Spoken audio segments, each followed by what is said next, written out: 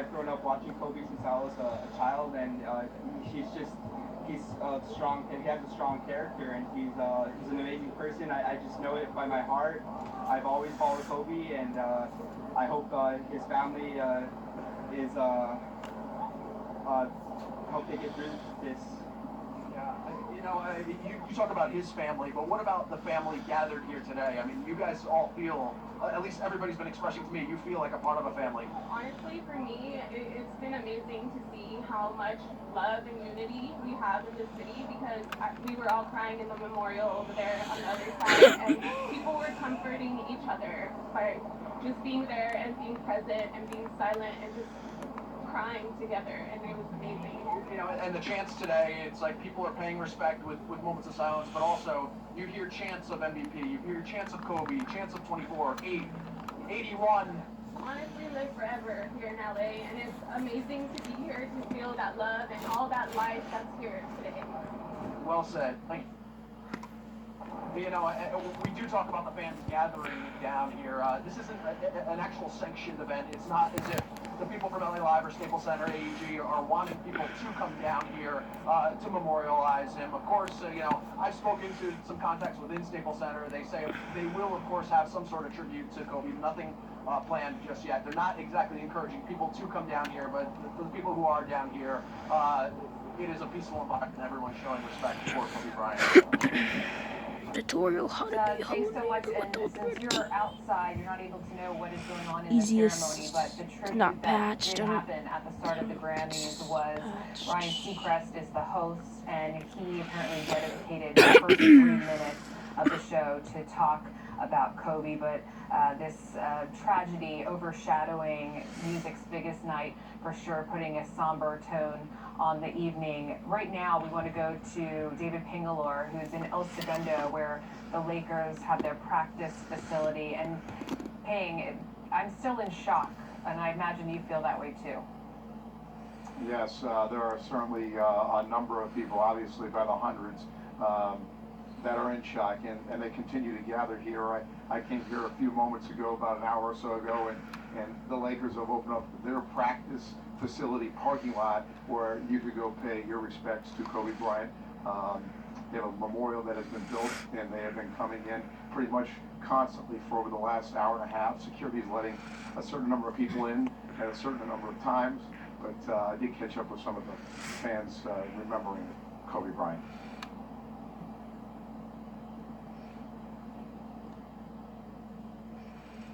There's not going to be nobody like him. His legacy, what he left to the community, what he left to the sport, it was just great. Just watching him play, it was some of the best years we've seen in LA history. And Kobe Bryant is just Kobe Bryant, like you said. His name says it all. As for the Lakers ball club, they traveled back this afternoon from Philadelphia after they played there yesterday evening. They landed about 2 o'clock here, most likely leaving the team charter from LAX and not even arriving here. But again, fans are gathering. I expect many more to come throughout the evening, and we'll continue to cover it here from for now, though, live in El Segundo. Dave Pingalore, KTL. All right, Dave, we appreciate it. No doubt we'll be going back out to that practice facility from time to time. We take you back out to the scene where you see firefighters moving through the debris field there on the side of that hill in Calabasas there. You see the wreckage of what's left of that helicopter. As we mentioned before, he had left John Wayne Airport this morning, was heading out to the Camarillo Airport because the Mamba has that camp there in Thousand Oaks. He had his daughter with him, Gigi. They were getting ready to play in a game at 2 o'clock this afternoon. Kobe was going to be coaching that team. Kai Goldberg just coming into the studio with us, joining us here at the desk. And this is something that you can relate to, because you and your family, your kids, you're always going to these basketball camps all over Southern California. Yeah, the basketball club experience of being a club dad. I've got a 16-year-old who was playing. Once you get into high school, you can't play club, but through his entire young career from about 5 years old until 15 years old, we've traveled. Orange County is a big hotbed of club basketball. They have what's called the MAP down there, the American Sports Center. But I just feel so bad for especially Gigi and all of her teammates and her friends. It's a very small community, the club basketball community. And as I said, there's only a couple of facilities that host these events, and the Mamba Center opened up just a little more recently. Yeah. And when you go up there, it's just a tremendous experience. It's so modernized. They put so much time, money, and patience and love into that center, and a lot of training. And the kids, when you know Kobe's coming up there, the excitement level goes through the roof, and then you know Gigi's on her way or Kobe's going to be there. But again, her teammates, and these kids, they're young. They're 15, and they go down to age 4. And now they lost one of their own, and it's a small community, so I feel really bad for the kids who played with Gigi, the parents who are constantly at these tournaments.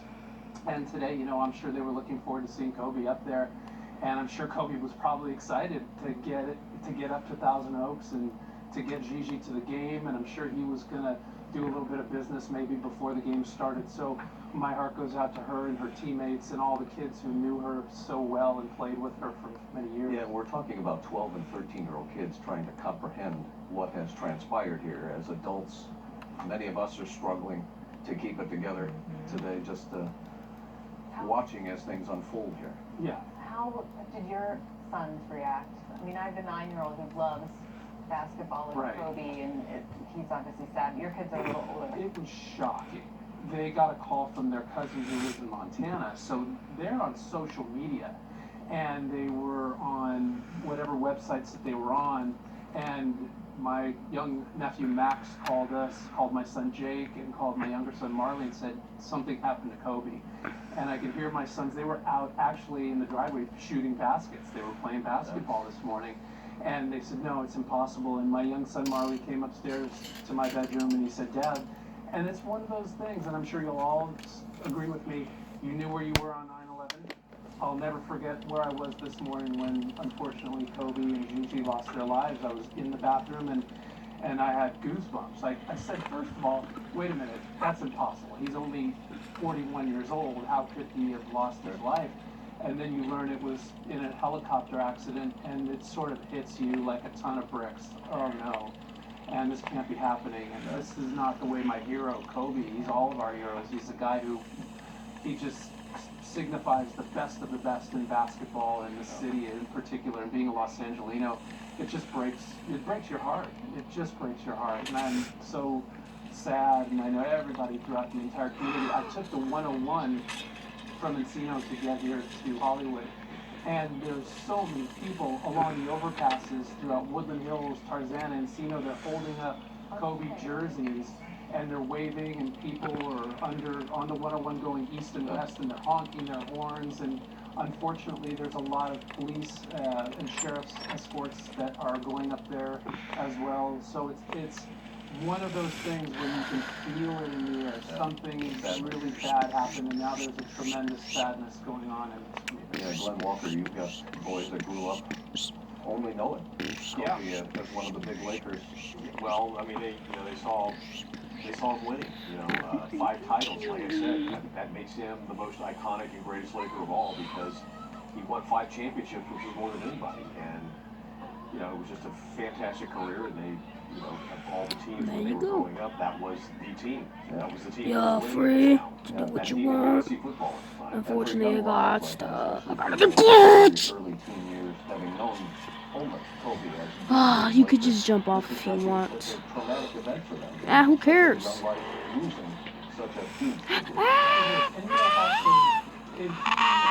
As we've been talking about, What's wrong with you, neighbor? Young kids, sometimes you get these guys, these Have fun superstars, chasing me. but that hasn't happened with Kobe. I got a 8-year-old son who just turned 16. He fractured his ankle this summer, and we got the book, the Mamba book, with Andrew Bernstein, who's terrific in the photographer. And he and Kobe put together this book, and it talks about here's what you do.